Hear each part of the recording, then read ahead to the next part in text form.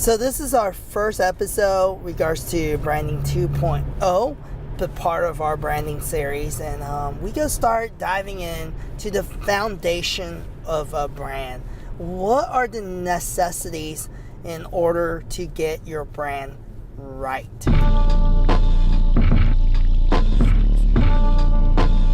Oftentimes when you're a startup, usually you might not have much money to go into your business because you're paying for so many other stuff, and the logo and the brand kind of goes on the wayside. It's kind of, hey, I need to get my building first, or I need to get my inventory, and they don't see the importance of the vision and the end goal and learning about identifying that audience. I think a lot of businesses make that mistake.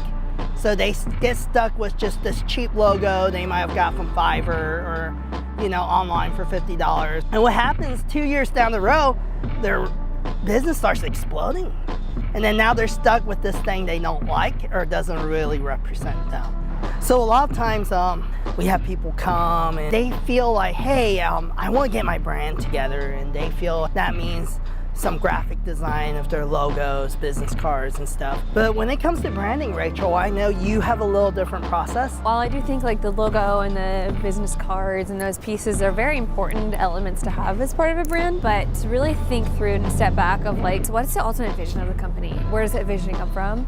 And then really thinking through what are the values of this company. And then from there, really adding the personality of the brand, because the personality of the brand, if we humanize the brand, then the audience therefore relates to the brand as a person as opposed to just an abstract brand. A lot of people don't understand, like, hey, why is branding expensive? They don't understand the amount of work.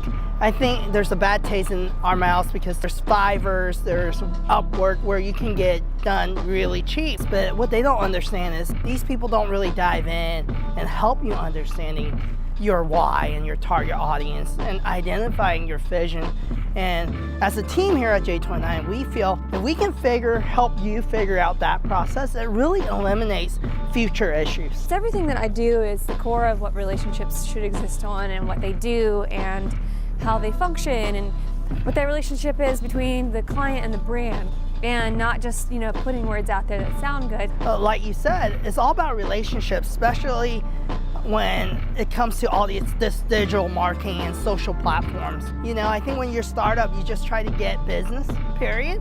But you don't think about, hey, if you don't get the right type of business, that can be bad too.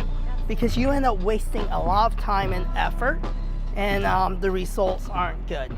Thanks so much for watching. That is wrapping up our first part of this new branding series. Drop a comment below, make sure you like and share, and feel free to shoot us questions at hey@j29creative.com. Thanks, we'll see you again next week.